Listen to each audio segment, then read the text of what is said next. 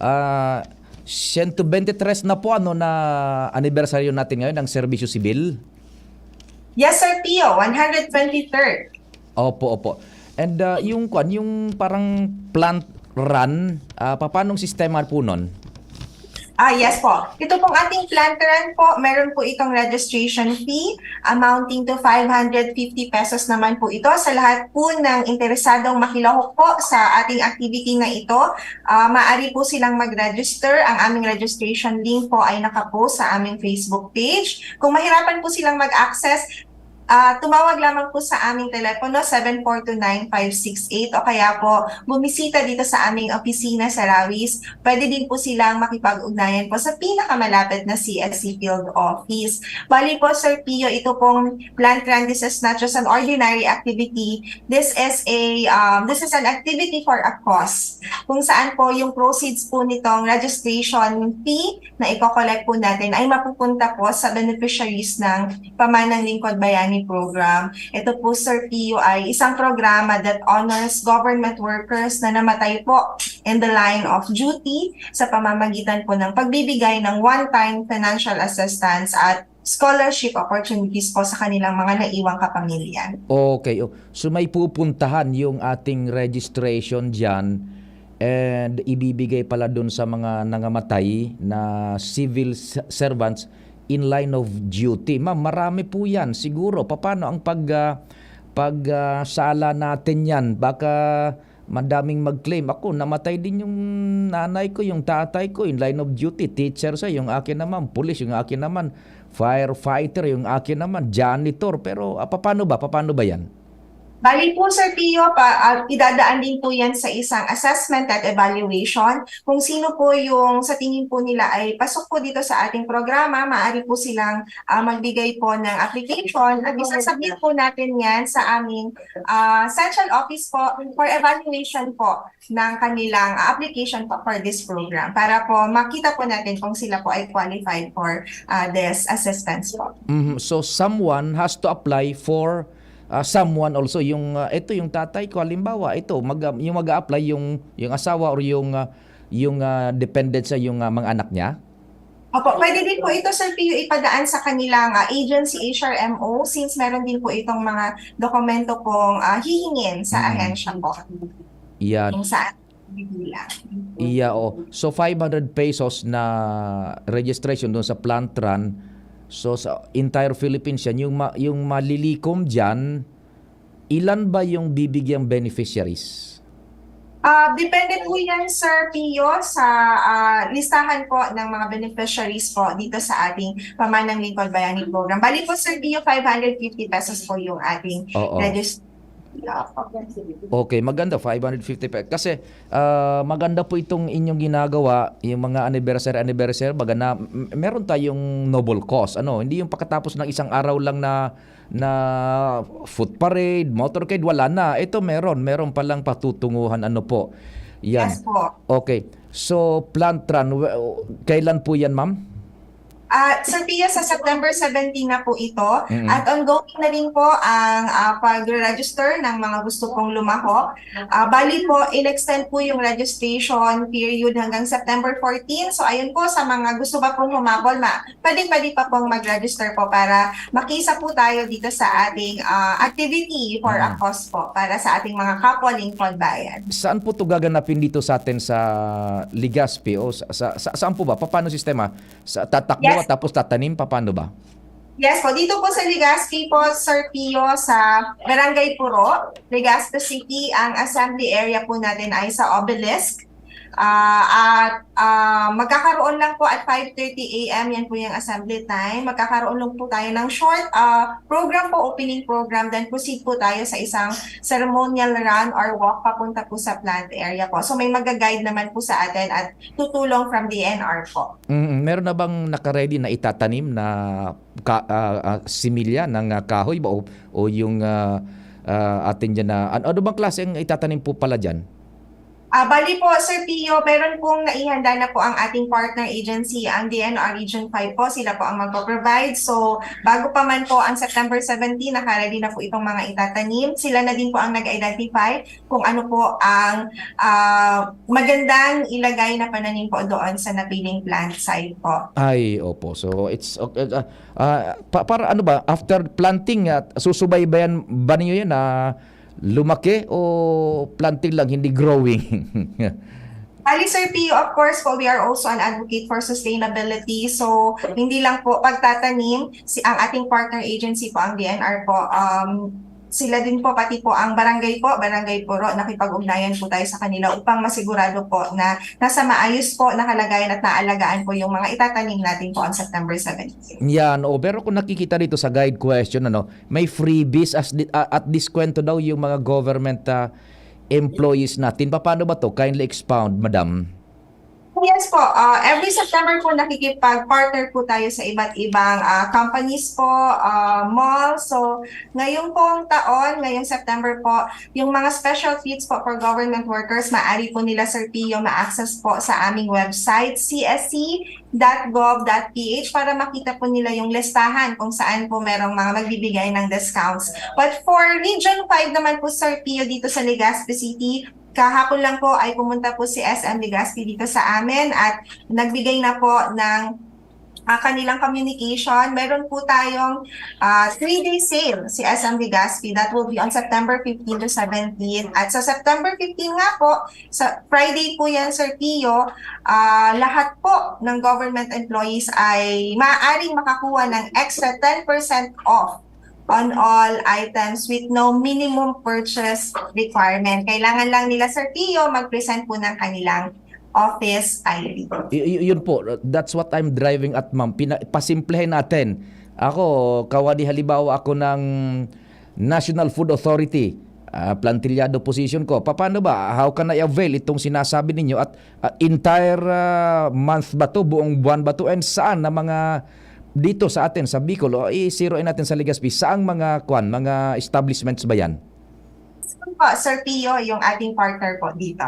So sa SM po, September 15 po yung itinalaga po nilang araw upang mabigyan po tayo ng discount. Mabigyan po ng discounts at treats po yung ating government workers. ID lang po, Sir Pio, yung ipe-present, office ID. Yan, this gonna be September 15. So lusubin natin yung SM. Lahat ng mga nasa gobyerno, huwag kayong pumasok. Punta tayo ng SM.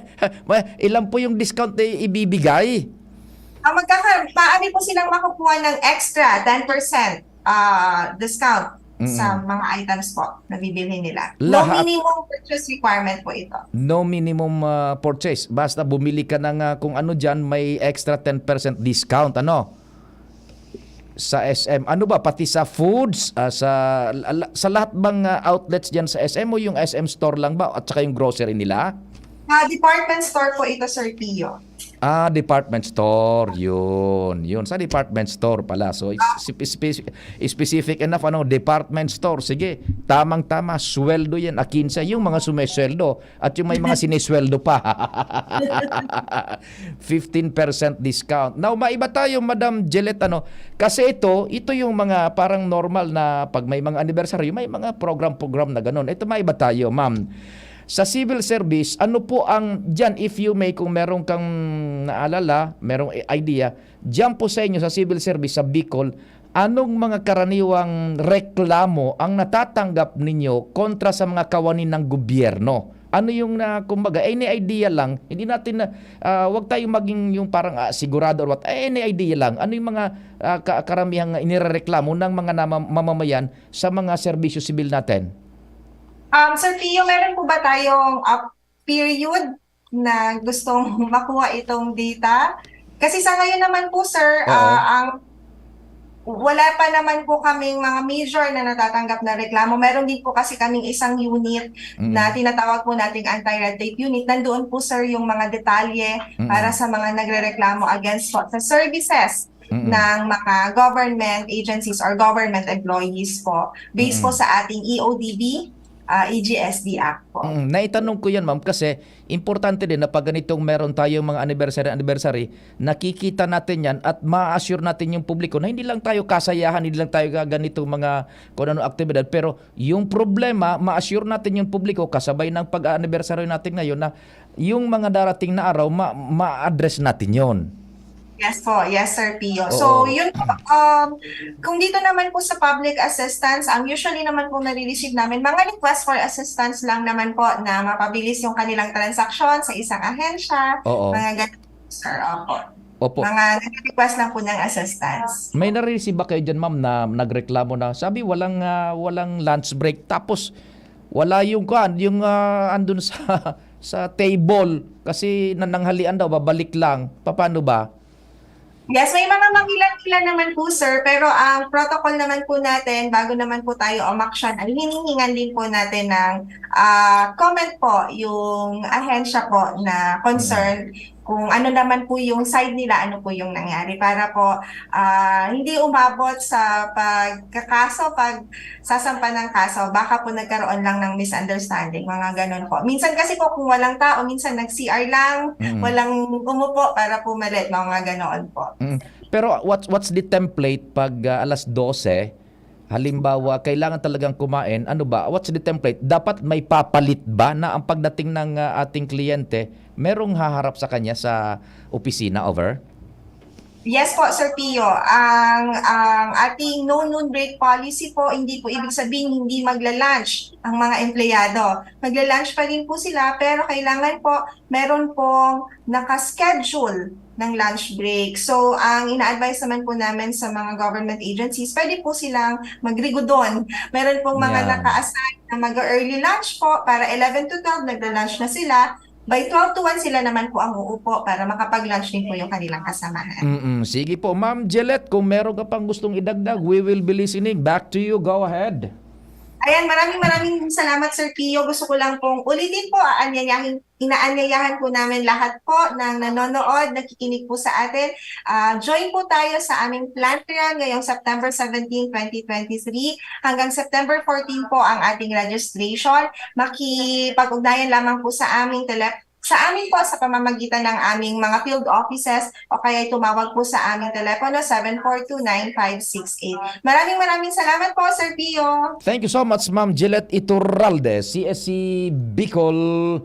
Nakaulay niya tungo niya na pagkaaga. Joshua Pading Jimmy, Chief Jim, standby. Oras 9:34. An oras hatod sa Indokang. EO Executive Optical, Expert Eye Care, state-of-the-art facilities with branches in SM City Legazpi, Pacific Mall Legazpi, Centro Mall Pulangi, and SM Sorsogon. EO, love your eye. Paraiso Beer, a taste of Paraiso. Plemex Forte. Plemex Forte, available in South Star Drug, Mercury Drug, and other drugstores nationwide. To all registered Master Plumber or RMP passers, good news mga kamaster! Magkakaroon ng Bicol Regional Oath Taking for registered Master Plumber or RMP passers on September 12, 2023, 1 to 6 p.m. at Hotel St. Elis, Legazpi City. For only 1,300 pesos, may free snack ka na. Ano pa hinihintay nyo? Come and join us to this momentous event to celebrate your success and achievement in life. For more details, contact Engineer Joselito S. Orticio with mobile number 0950-362-0017. Bicol Regional Oath Taking for registered Master Plumber or RMP passers. Para sa liver lovers, Liverade man giraray. Liverade Silimarin Capsule. Liverade, sabayan ni proper diet as in exercise, uro aldaw. Liverade Silimarin Capsule. Maging liver lover, Liverade na. Mahalagang paalala, ang Liverade ay hindi gamot at hindi dapat gamitin panggamot sa anumang uri ng sakit. Para sa liver lovers, Liverade man giraray. Liverade Silimarin Capsule. Liverade, sabayan ni proper diet as in exercise, uro aldaw. Liverade Silimarin Capsule. Maging liver lover, Liverade na. Mahalagang paalala, ang Liverade ay hindi gamot at hindi dapat gamitin panggamot sa anumang uri ng sakit. Tara na, sabay ka na. Tara na, saan ka ba pupunta? Maraming mabibili sa presyong abot kaya. Huwag magalinlangan, huwag mag-isip. Shopping need not be expensive. Yashano Mall. Yashano Mall.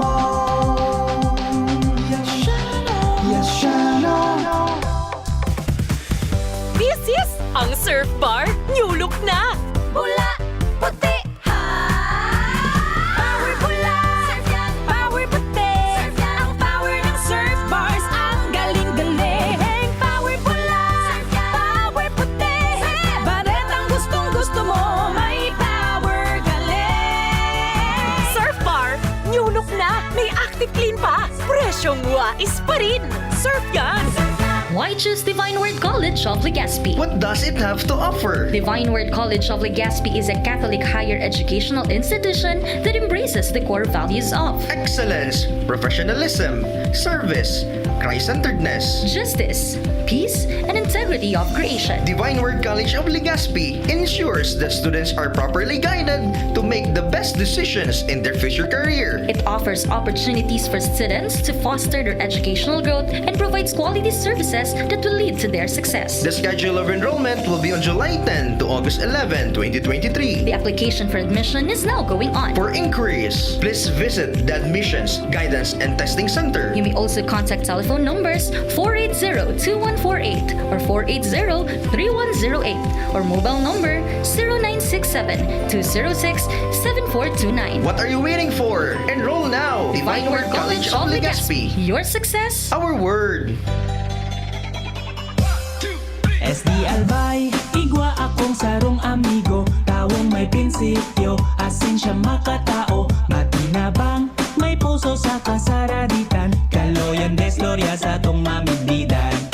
Nailawan, ang mga madiklom na lugar. Ang kada barangay sa iyang tatabangan. Para para sira kababaihan. Kaloyan desloria sa tong mamigdidan.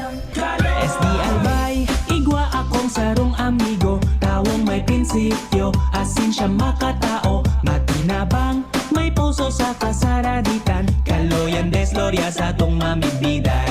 Kaloy! Galaw baka ma-stroke like bike, jog, jump rope. I'm so Kinikilala bilang Obesity Prevention Month ang buwan ng Setyembre. Ang Department of Health ay kaisa ng bawat Pilipino sa paglaban sa unhealthy lifestyle. Move more, eat right para sa healthy Pilipinas. kumain ng sapat, tapat balansay. Pinggang Pinoy, manami, there you have it. Ang kalusugan ay unahin at mamanahin ng mamamayan ay healthy Pilipinas. Paalala mula sa inyong Department of Health Bicol, Center for Health Development. Healthy habits gonna go. Love your eyes, look out at the world in the best way possible. Executive Optical. Love your eyes, look out at the world. EO Executive Optical. EO Executive Optical. Love your eyes, look out at the world in the best way possible. Executive Optical. Love your eyes, look out at the world. EO Executive Optical. EO Executive Optical. Come visit EO Executive Optical with branches in SM City Legazpi, Pacific Mall Legazpi, Centro Mall Pulangi, and SM Sorsogon. EO, love your eyes. Mga besh, marami ka na bang ginagamit na sabon o di ka makapili dahil sa dami ng mga sabon na pampakinis o pampaputi para lang gumanda ang kutis mo? Pakinggan natin ang mga nakasubok na sa Akoto Kojic Acid Soap with Collagen. Ako po si Rochelle Robles, taga Concepcion Grande, Naga City. Dati po, iba yung ginagamit ko. Ngayon, gumamit ako na Akoto Acid Soap, Collagen. Mas gumanda yung, yung skin ko. Dati, medyo brown. Ngayon, medyo nag-light-light na. Within 1 week, mas may nag-improve na sa skin ko. Kaya mga besh, subukan nyo! Within 7 days, mapapansin mo na ang epekto ng Akoto Kojic Acid Soap with Collagen. Mabibili na sa mga groceries at supermarket sa inyong lugar. Also available sa Shopee and Lazada. Para sa liver lovers, Liverade Mangiraray, Liverade Silimarin Capsule, Liverade sa bayani proper diet as in exercise, uro aldaw, Liverade Silimarin Capsule, maging liver lover, Liverade na. Mahalagang paalala, ang Liverade ay hindi gamot at hindi dapat gamitin panggamot sa anumang uri ng sakit. Para sa liver lovers, Liverade Mangiraray, Liverade Silimarin Capsule, Liverade sa bayani proper diet as in exercise, uro aldaw, Liverade Silimarin Capsule, maging liver lover, Liverade na. Mahalagang paalala, ang Liverade ay hindi gamot at hindi dapat gamitin panggamot sa anumang uri ng sakit. Inihahatod sa inyo kang Department of Environment and Natural Resources, Regional Office No. 5, ang programang Kapalibutan Ta at Tamanon Ta. Kapalibutan Ta at Tamanon Ta. Programang magtataunin informasyon asin kaaraman, manungod sa satuyang kapalibutan, asin sa mandato kang Department of Environment and Natural Resources. Sa tunghinanyugon, kada Huwebes alas 11 sagkod alas 12 nin pagkaudto, Kapalibutan Ta at Tamanon Ta. Hatod sa inyo kang DENR Regional Office 5 asin kan istasyon na ini.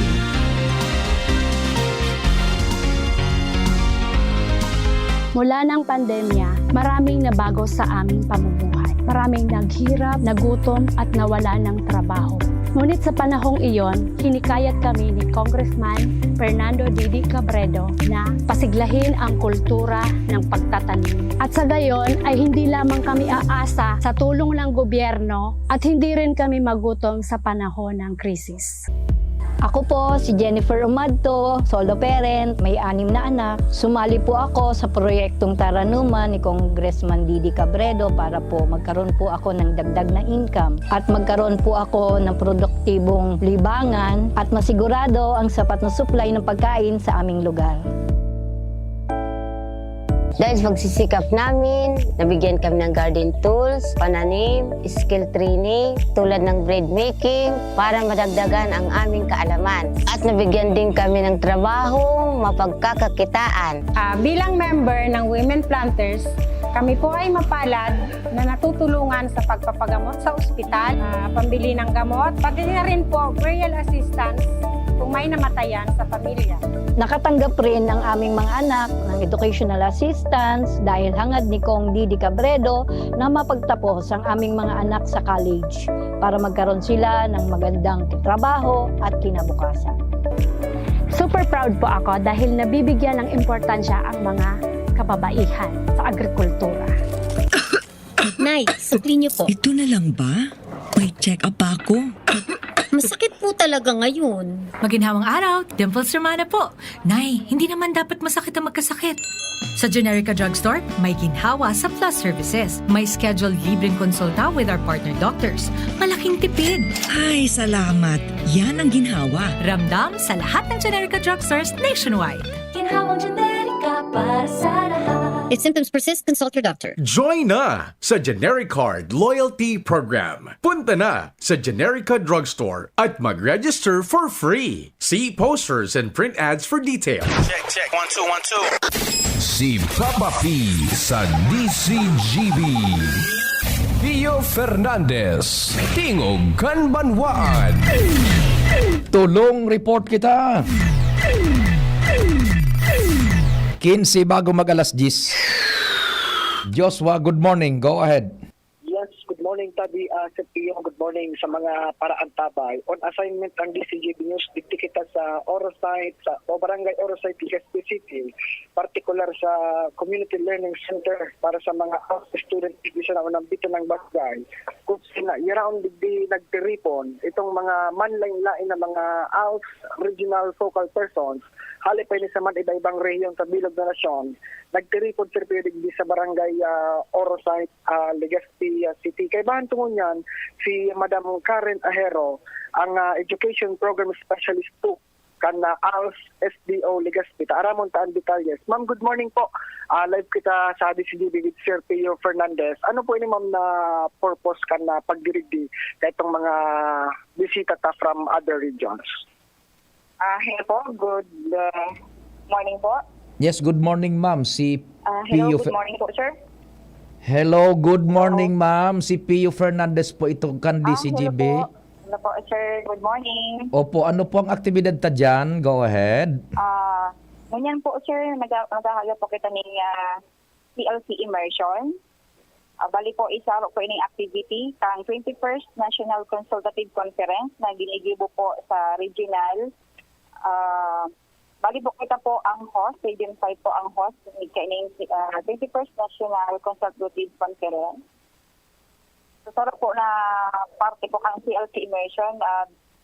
Iba po kita ng mga bisita galing po sa different regions and selected officials po from Bureau of Alternative Education.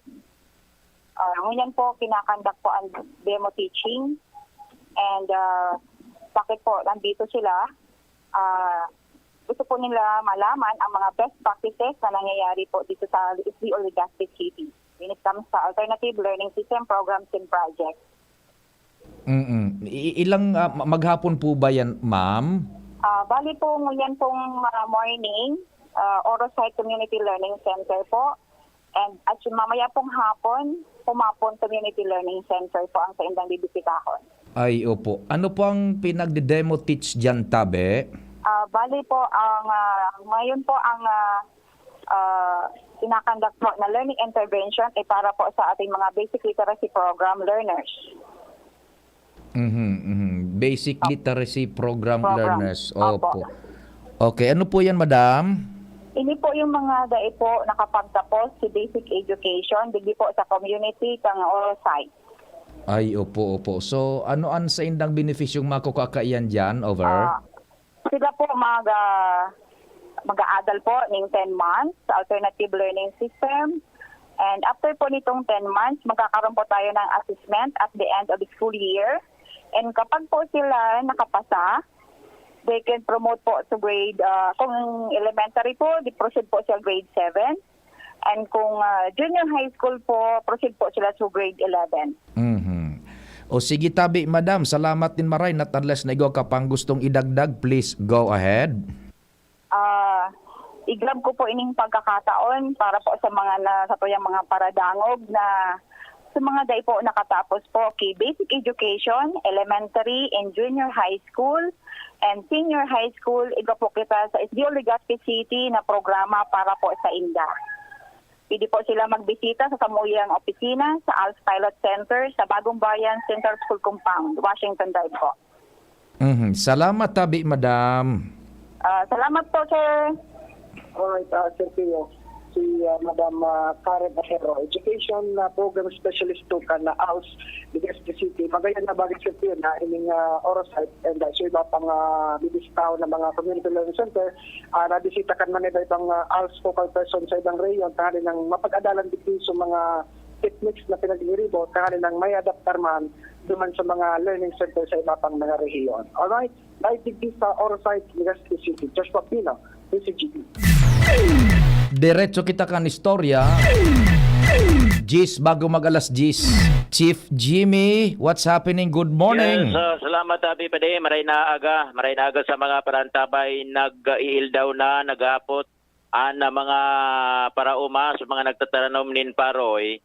Address kay Board Member Jasim Palmiano, Chairman Committee on Agriculture sa Sangguniang Panlalawigan. May kinaraman ini, natatandaan na kan mga nasa sektor agrikultural na si Board Member Palmiano nag-sponsor nin sarong lakdang sa Sanggunian Panlalawigan na ang provincial government makikipag-MOA sa NFA. Magayon ang intensyon dahil ang sa gobyerno provincial maalokar nin pundo pang-augment sa pambakal nin Paroy kan NFA.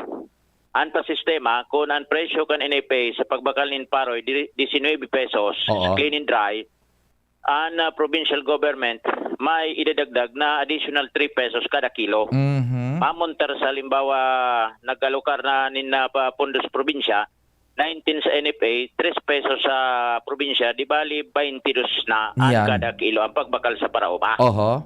Sa siring na pasistema, natural, maugma, mamamotibar na magtaranom kiparoy, mga parauma. Ang problema sa ngunyan, tabasado sa pagpasyar niya to sa apaw, may nakahoron kita na pag-araman na wara pa man pigda download na pundo sa NFA.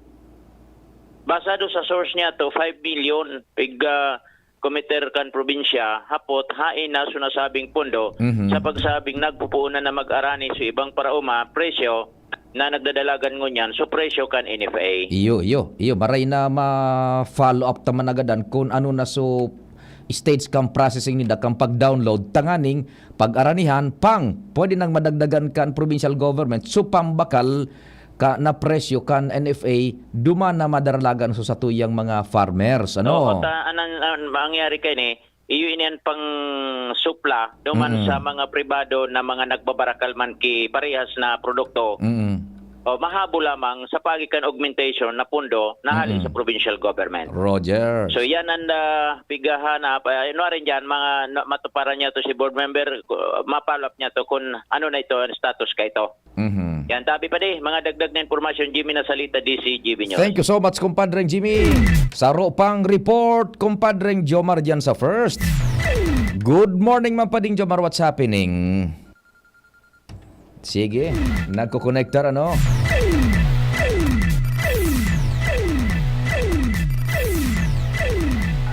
Kumpadreng Jomar, good morning. Salamat Pading Pio. Good morning. Good morning sa mga parantabay. dai na pwede magsabay sa ano pa man ang mga aktibidad na expose sa tao ang sisayman na nag-file na kan sa iyang kandidatura. Ini pa rin ang opinyon na hinagad kan DCGB News ay Election Officer Patrick Barreda kan Malilipot matapos na may mga nakaabot na impormasyon sa DCGB News na saro na nag-file na kan sa iyang kandidatura. Bako man siya barangay official, bako man na empleyado ni ano pa man kan gobyerno. Pero pade, kan may senso sa indang barangay, inibahan sa mga nagsensos, duman sa mga harong saro-saro, na dahil man siya parte kan aktibidad. Although ang nangyari ini pade sa sarong barangay sa siyudad kan Tabaco, kaya lang ang inot kong nakaulay ang election officer kan Malilipot, kaya dumang kita nakapot. Sinabi ni Barreda na ang ano pa man na exposure sa tao pag ika nakafile na kang kandidatura, may considerar na yan ang pagkakampanya na ipinagbabawal tapos ko pa man campaign period. Sa impormasyon na nako kan DCGB News, na subject na di pade, so naramdaman mo pade sa babae na durante kan meeting kan so mga senior citizen na uminaprobit sa ng nag-announcer kan sa iyang kandidatura. Kan magkaigwak sa senso sa rendang barangay, so CBMS, voluntaryong iniribahan kasi ilinibot sa gabos na mga harong. Iyo. Bako man siya miyembro kan CBMS, bako man siya barangay official. Ay, yan. Basta sanang iginay talaga ito, inibahan gabos bilang parte kan paglilibot.